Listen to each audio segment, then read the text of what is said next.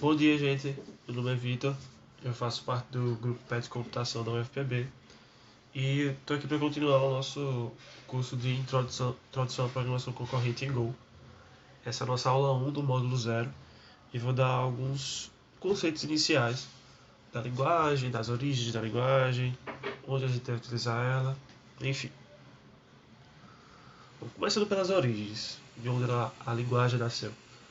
A linguagem foi desenvolvida em 2007 pela Google, dentro da empresa Google, e ela foi encabeçada por três pessoas. Esses três que estão aqui embaixo da sua tela. É o Robbie Pike, que é eu diria que o mais conhecido dos três pela comunidade. O Ken Thompson e o Robert Krisemer.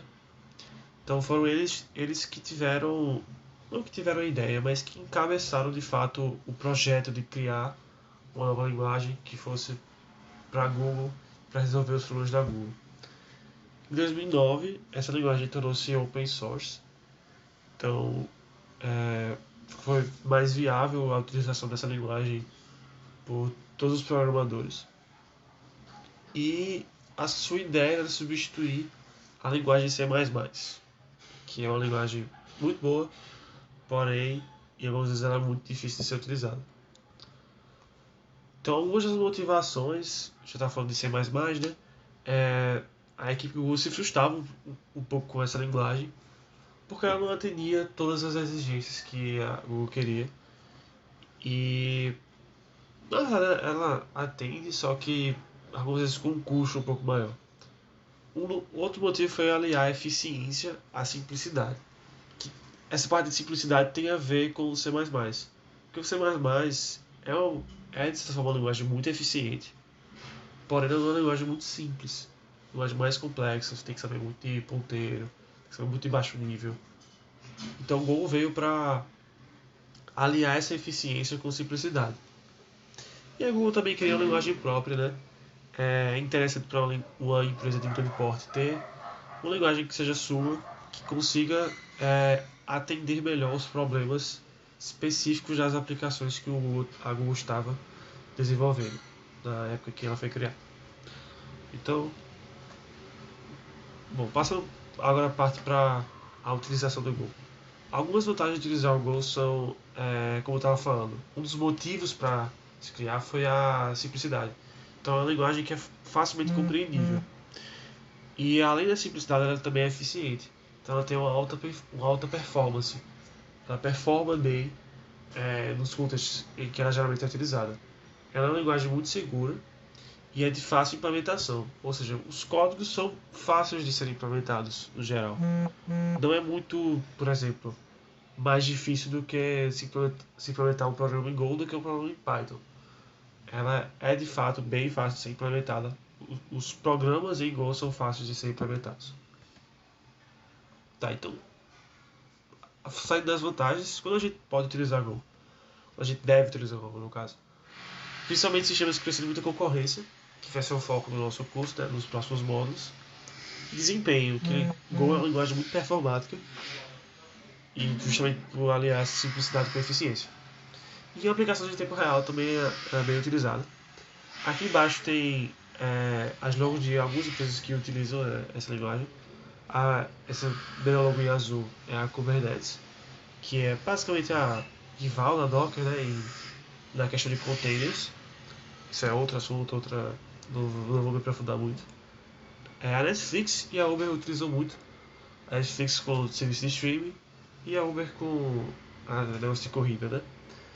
E é óbvio que essas empresas não usam só o Go para fazer suas aplicações. Nenhuma empresa grande hoje em dia usa apenas uma linguagem para fazer seus aplicativos, suas aplicações. Mas elas utilizam o Go em algumas partes, geralmente para melhorar o desempenho e ao mesmo tempo conseguir fazer essas aplicações de forma mais rápida. Bom, mas né, toda linguagem de programação tem sua vantagem e sua desvantagem de ser utilizada. Uma das maiores vantagens de Go é o conjunto pequeno de recursos. Então, se você vai fazer um projeto de Go, as bibliotecas padrões de Go, elas não são ruins, obviamente, mas elas são não é uma quantidade muito grande de bibliotecas padrões, que são muito robustas.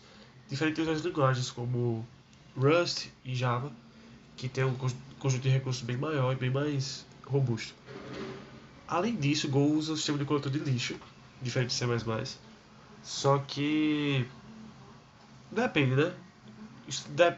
Se você for pensar de uma forma, o sistema de coletor de lixo ele piora um pouco a eficiência do código. Então ele pode ser pensado como uma desvantagem. Porém, se você quer fazer códigos mais simples e de forma mais rápida, não ter que lidar com o problema de memória é interessante. E por isso que Go tem esse sistema de coletor de lixo. Eu coloquei como desvantagem porque para algumas aplicações isso é uma desvantagem, para algumas é uma vantagem. Então fica aí no que você vai fazer com o Go, pensar se isso é uma desvantagem ou uma vantagem. Bom, então vamos de fato para a parte de conceitos iniciais da linguagem. Algumas características básicas da linguagem, que é a linguagem compilada, ou seja, você tem que compilar seu código para poder executá-lo. É uma linguagem que é fortemente tipada, ou seja, os tipos são bem presentes na linguagem, e eu vou mostrar alguns exemplos já aqui nessa aula. E diferente de outras linguagens, como o JavaScript, porém mais parecido com a maioria das linguagens de programação, Go tem um escopo estático. E isso eu vou tentar mostrar ao longo das aulas. O conceito de escopo estático, para quem já programou, no geral é mais natural. É natural pensar em escopo como estático. Porém, tem algumas linguagens que têm escopo dinâmico e que quando você passa para o escopo dinâmico o negócio fica bem mais complicado. Enfim. Estava falando da tipagem forte. Aqui tem um exemplozinho. Eu disse na aula passada que eu ia tentar comparar com outras linguagens de programação. E eu estou comparando agora com o programa em Python. Nesse programa em Python, a gente tem uma declaração da variável que recebe o valor 10. E depois, essa mesma variável recebe uma string teste. E então a variável antes ela tinha o tipo dela era um inteiro. Depois o tipo do valor que ela armazenava virou um string. Poderia ser um objeto de uma classe, poderia ser um float. Então a tipagem em Python é fraca.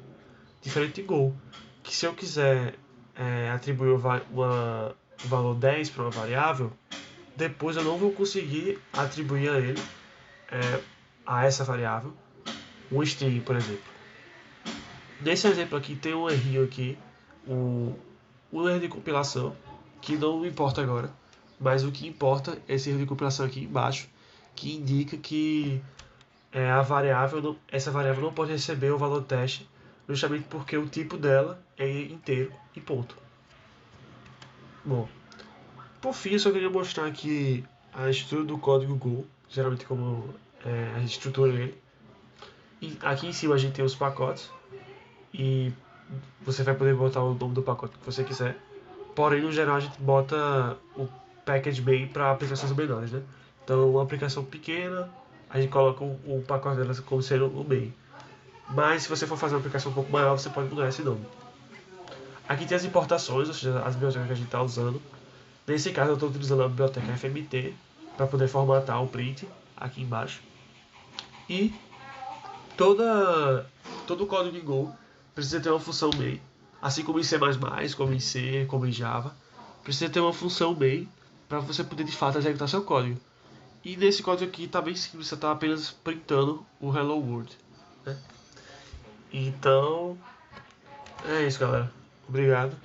E próxima aula a gente continua com o assunto.